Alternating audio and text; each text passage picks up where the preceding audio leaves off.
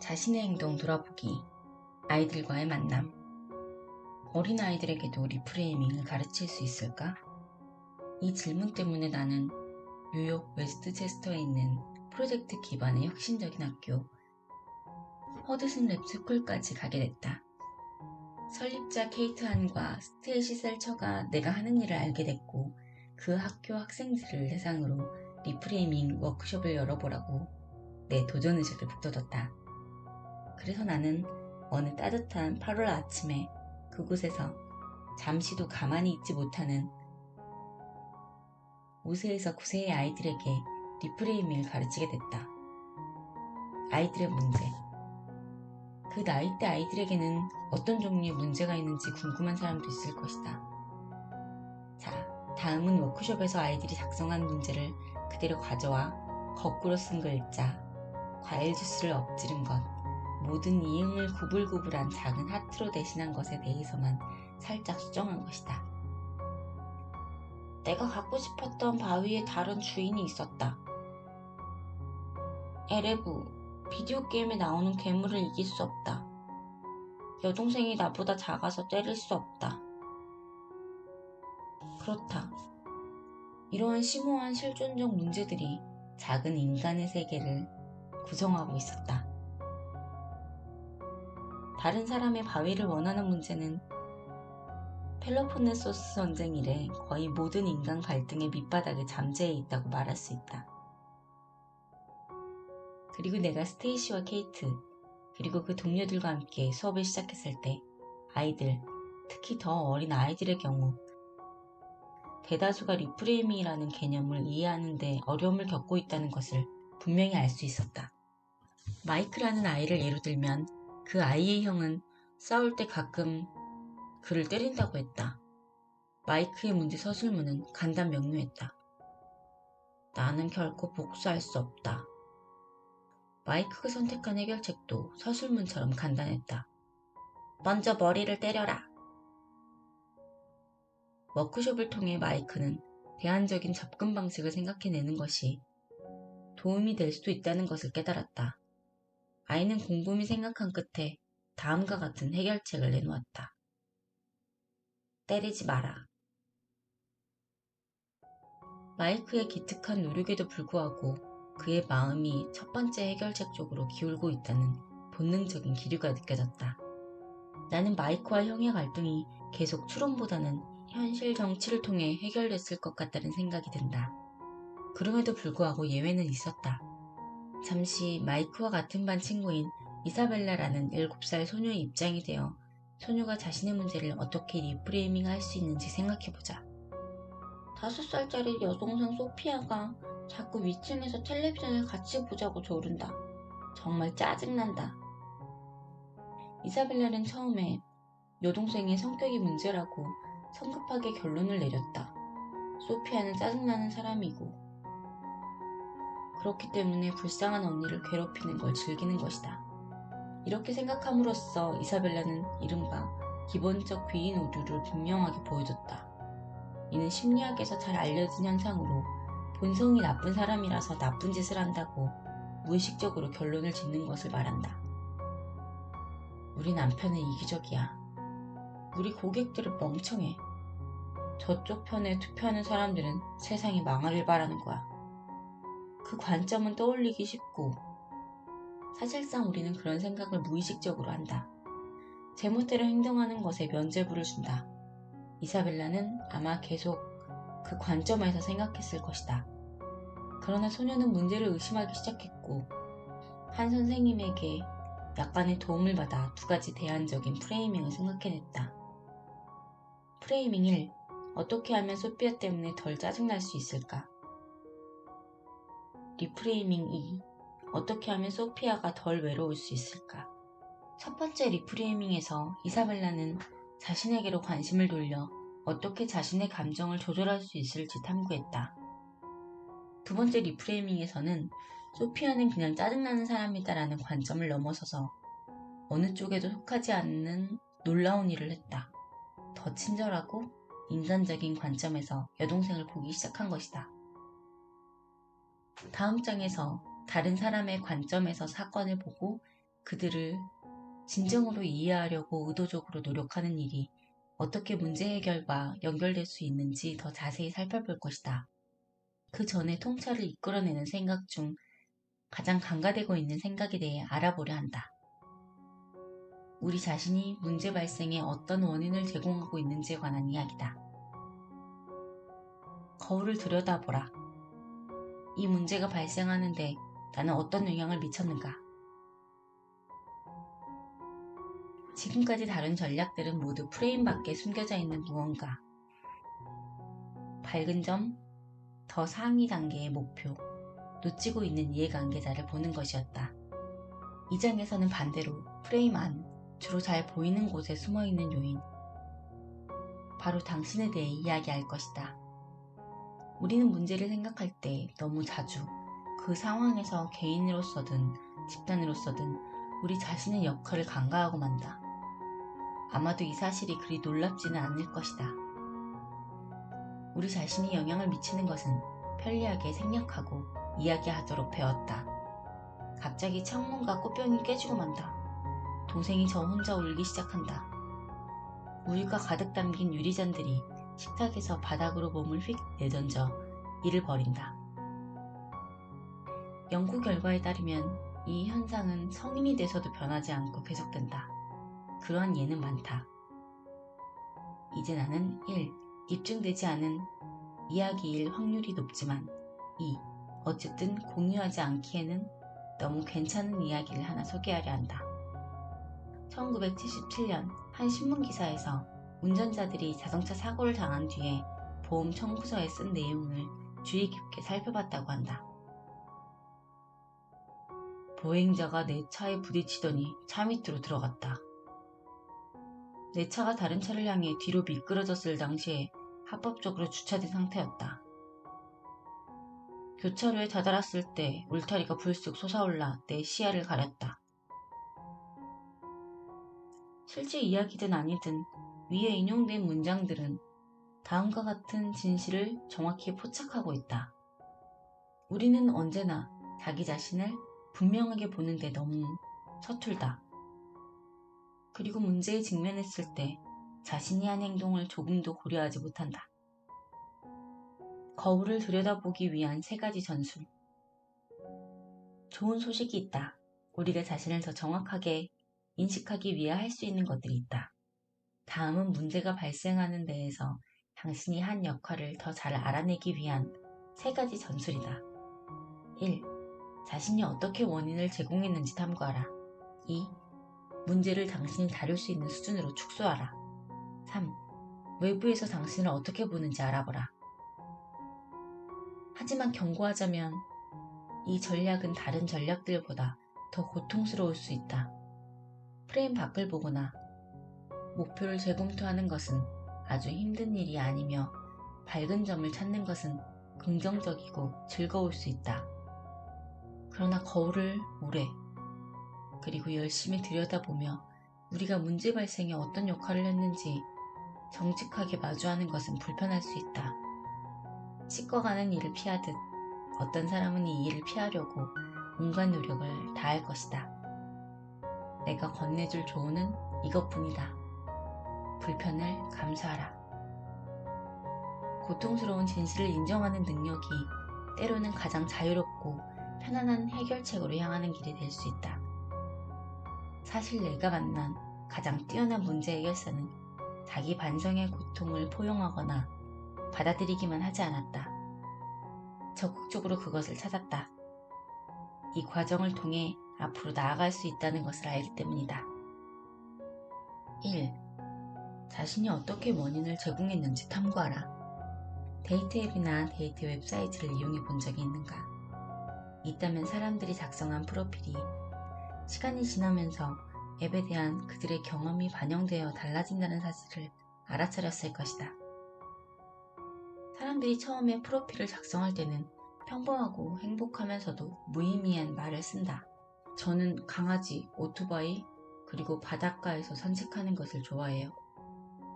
하지만 얼마 지나지 않아 프로필에 그들이 어떤 만남을 경험했는지 알려주는 세부 정보가 추가된다.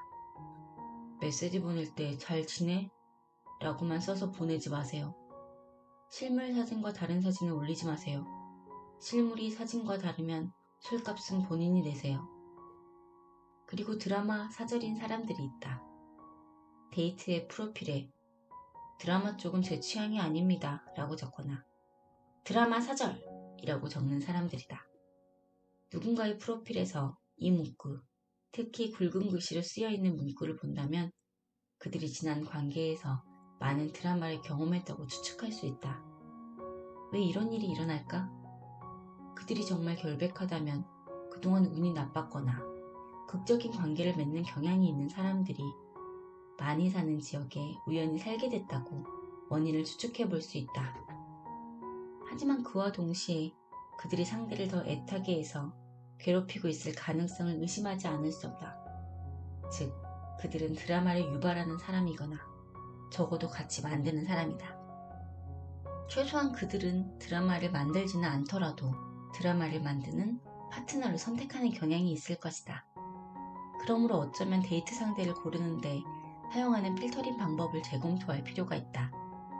자신의 행동이 문제를 발생시키는데 어떻게 일조하는지에 대해 우리의 삶이 때때로 이와 비슷한 단서를 보여줄 수 있기에 이 사례를 공유한다. 아무도 내게 솔직한 피드백을 주지 않는다. 내가 시종일관 징징거리던 남자를 해고하기 전까지는 그렇지 않았다. 문제에 직면하면 다음과 같이 질문하는 시간을 가져라. 나 자신의 행동이 그 문제에 어느 정도 원인을 제공하고 있을 수도 있는가? 우리가 보내는 거의 모든 아이디어가 본사, 법률, 규정에 의고 거부당하고 있다. 아이디어를 생각하거나 제안하는 방식을 제거해야 할까? 영업사원들이 정말 얼렁뚱땅이란다. 그들의 보고서에는 오류가 많고 그마저도 늦게 제출한다. 보고 양식을 간소화해야 하는 것은 아닐까? 이 일을 다르게 처리할 수 있을까? 우리 직원들은 협업을 잘하지 못한다. 우리는 리더로서 직원들이 그렇게 행동하는데 어떤 영향을 주었는가? 나는 아이들에게 전자기기를 내려놓으라고 끊임없이 말해야 한다. 내 휴대폰으로 뭔가를 확인하면서 아이들에게는 이렇게 말하는 것이 타당한가? 탓이라는 말을 피하라. 당신도 아마 느끼겠지만 거울 들여다보기를 실행으로 옮기는 것은 어려울 수 있다. 여러 사람이 관련돼 있을 때는 두 배로 어렵다. 왜냐하면 문제가 종종 같은 방에 있는 누군가 때문에 발생하기 때문이다. 더 나쁜 경우는 문제가 같은 방에 앉아있는 누군가일 때다. 한 가지 유용한 방법은 탓이라는 말을 피하고 그보다는 원인 제공이라는 개념에 관해 이야기하는 것이다. 이 조언은 하버드 협상 프로젝트의 더글러스 스톤, 브루스 패튼, 슐라힌이 함께 쓴 경영고전 우주인들이 인간관계로 스트레스 받을 때 우주 정거장에서 가장 많이 읽는 대화책에 나온다. 슐라는 내게 이렇게 말했다. 누구 탓인지를 묻는 것은 실제로 누가 망쳤고 누가 처벌을 받아야 하나 라고 묻는 것이기 때문에 문제가 될 수 있습니다. 탓이라는 말은 누군가 객관적으로 잘못된 일을 했음을 시사합니다. 예컨대 규칙을 어기거나 무책임하게 행동하는 것을 말하죠. 원인 제공은 그렇게 추정하지 않습니다. 당신이 원인을 제공한 행동 중 많은 부분이 합리적일 수는 있지만 그렇더라도 도움이 되지 않았다는 것을 의미합니다. 원인 제공은 더 진보적인 관점이기도 합니다. 우리가 다음에 더 잘하기 위해 무엇을 변화시켜야 하는지를 말해주기 때문이죠. 그리고 결정적으로 그것은 잘못이 일반적으로 두 사람 이상이 행동한 결과라는 것을 나타냅니다. 그래요. 당신이 길을 잘못 들어서 우리가 비행기를 놓쳤어요. 하지만 공정하게 말하면 만약 내가 늦게 출발하는 비행기로 예약했다면 실수를 만회할 시간적 여유가 있었을 거예요. 그러니 잘못에 여러 사람이 원인을 제공했다는 것이 모두 똑같이 잘못했음을 의미하지는 않는다. 그 결과를 초래하는 것은 여전히 주로 한 사람의 행동일 수 있다. 하지만 중요한 것은 문제를 하나의 시스템으로 보는 것이다. 그러한 넓은 시각을 가진다면 단순히 한 사람의 행동에 초점을 맞추는 대신 그 상황에 적용할 수 있는 개선 방안을 찾게 된다. 타의 추정을 불허하는 스웨덴 통계학자 한스 로슬링은 이렇게 말했다. 우리는 누구의 얼굴을 가격할지 일단 결정하고 나면 다른 곳에서 원인을 찾기를 멈춘다. 다음은 석유 및 가스 산업에서 책임자로 일하는 존이 공장을 경영하면서 어떻게 이 방법을 실행으로 옮겼는지에 관한 이야기다. 공장에서 뭔가 잘못되면 관련 당사자들은 그 상황에 대해 보고하고 문제를 개선할 방법을 생각해내기 위해 내 사무실로 불려왔어요. 그 상황에서는 사람들이 자연스럽게 자신에게 책임을 물을까봐 걱정하며 어느 정도 방어적인 태도를 보입니다. 미래의 문제를 예방하는데 정말 좋지 않은 방법이죠. 그래서 나는 항상 정해진 질문으로 대화를 시작하는 습관을 들였습니다. 회사가 어떤 점에서 당신을 실망시켰는지 말해주세요. 그 질문은 사람들에게 강력한 영향을 미쳤는데 사장이 그저 책임을 물을 누군가를 찾는 것이 아니라는 점을 깨닫게 했기 때문이다. 존의 태도 덕분에 그들은 외부적인 원인뿐 아니라 자신이 어떻게 원인 제공을 했는지를 탐구했고 그것은 문제의 재발을 어떻게 막을지에 대한 건설적인 대화를 이어졌다. 책임 소재가 아닌 원인 제공에 초점을 맞춤으로써 그리고 잘못에서 다양한 원인이 있을 수 있다는 가능성을 열어둠으로써 존과 직원들은 힘을 합쳐 공장을 크게 개선할 수 있었다.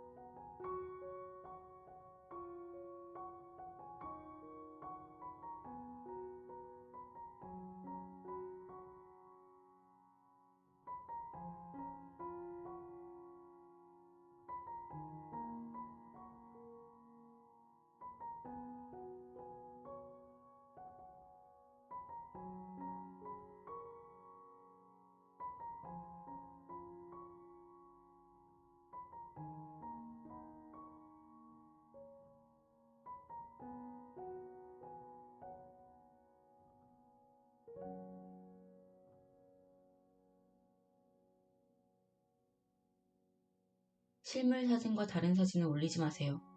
실물이 사진과 다르면 술값은 본인이 내세요. 그리고 드라마 사절인 사람들이 있다.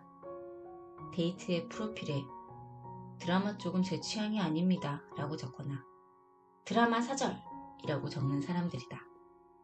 누군가의 프로필에서 이 문구, 특히 굵은 글씨로 쓰여있는 문구를 본다면 그들이 지난 관계에서 많은 드라마를 경험했다고 추측할 수 있다. 왜 이런 일이 일어날까? 그들이 정말 결백하다면 그동안 운이 나빴거나 극적인 관계를 맺는 경향이 있는 사람들이 많이 사는 지역에 우연히 살게 됐다고 원인을 추측해 볼 수 있다. 하지만 그와 동시에 그들이 상대를 더 애타게 해서 괴롭히고 있을 가능성을 의심하지 않을 수 없다. 즉, 그들은 드라마를 유발하는 사람이거나 적어도 같이 만드는 사람이다. 최소한 그들은 드라마를 만들지는 않더라도 드라마를 만드는 파트너를 선택하는 경향이 있을 것이다. 그러므로 어쩌면 데이트 상대를 고르는데 사용하는 필터링 방법을 재검토할 필요가 있다. 자신의 행동이 문제를 발생시키는데 어떻게 일조하는지에 대해 우리의 삶이 때때로 이와 비슷한 단서를 보여줄 수 있기에 이 사례를 공유한다. 아무도 내게 솔직한 피드백을 주지 않는다. 내가 시종일관 징징거리던 남자를 해고하기 전까지는 그렇지 않았다. 문제에 직면하면 다음과 같이 질문하는 시간을 가져라. 나 자신의 행동이 그 문제에 어느 정도 원인을 제공하고 있을 수도 있는가? 우리가 보내는 거의 모든 아이디어가 본사, 법률, 규정에 의고 거부당하고 있다. 아이디어를 생각하거나 제안하는 방식을 제고해야 할까? 영업사원들이 정말 얼렁뚱땅이란다. 그들의 보고서에는 오류가 많고 그마저도 늦게 제출한다. 보고 양식을 간소화해야 하는 것은 아닐까? 이 일을 다르게 처리할 수 있을까? 우리 직원들은 협업을 잘하지 못한다. 우리는 리더로서 직원들이 그렇게 행동하는데 어떤 영향을 주었는가? 나는 아이들에게 전자기기를 내려놓으라고 끊임없이 말해야 한다. 내 휴대폰으로 뭔가를 확인하면서 아이들에게는 이렇게 말하는 것이 타당한가? 탓이라는 말을 피하라. 당신도 아마 느끼겠지만 거울 들여다보기를 실행으로 옮기는 것은 어려울 수 있다. 여러 사람이 관련돼 있을 때는 두 배로 어렵다. 왜냐하면 문제가 종종 같은 방에 있는 누군가 때문에 발생하기 때문이다. 더 나쁜 경우는 문제가 같은 방에 앉아있는 누군가일 때다. 한 가지 유용한 방법은 탓이라는 말을 피하고 그보다는 원인 제공이라는 개념에 관해 이야기하는 것이다. 이 조언은 하버드 협상 프로젝트의 더글러스 스톤, 브루스 패튼, 슐라힌이 함께 쓴 경영고전 우주인들이 인간관계로 스트레스 받을 때 우주 정거장에서 가장 많이 읽는 대화책에 나온다. 슐라는 내게 이렇게 말했다. 누구 탓인지를 묻는 것은 실제로 누가 망쳤고 누가 처벌을 받아야 하나 라고 묻는 것이기 때문에 문제가 될 수 있습니다. 탓이라는 말은 누군가 객관적으로 잘못된 일을 했음을 시사합니다. 예컨대 규칙을 어기거나 무책임하게 행동하는 것을 말하죠. 원인 제공은 그렇게 추정하지 않습니다. 당신이 원인을 제공한 행동 중 많은 부분이 합리적일 수는 있지만 그렇더라도 도움이 되지 않았다는 것을 의미합니다. 원인 제공은 더 진보적인 관점이기도 합니다. 우리가 다음에 더 잘하기 위해 무엇을 변화시켜야 하는지를 말해주기 때문이죠. 그리고 결정적으로 그것은 잘못이 일반적으로 두 사람 이상이 행동한 결과라는 것을 나타냅니다. 그래요. 당신이 길을 잘못 들어서 우리가 비행기를 놓쳤어요. 하지만 공정하게 말하면 만약 내가 늦게 출발하는 비행기로 예약했다면 실수를 만회할 시간적 여유가 있었을 거예요. 그러니 잘못에 여러 사람이 원인을 제공했다는 것이 모두 똑같이 잘못했음을 의미하지는 않는다. 그 결과를 초래하는 것은 여전히 주로 한 사람의 행동일 수 있다. 하지만 중요한 것은 문제를 하나의 시스템으로 보는 것이다. 그러한 넓은 시각을 가진다면 단순히 한 사람의 행동에 초점을 맞추는 대신 그 상황에 적용할 수 있는 개선 방안을 찾게 된다. 타의 추정을 불허하는 스웨덴 통계학자 한스 로슬링은 이렇게 말했다. 우리는 누구의 얼굴을 가격할지 일단 결정하고 나면 다른 곳에서 원인을 찾기를 멈춘다. 다음은 석유 및 가스 산업에서 책임자로 일하는 존이 공장을 경영하면서 어떻게 이 방법을 실행으로 옮겼는지에 관한 이야기다.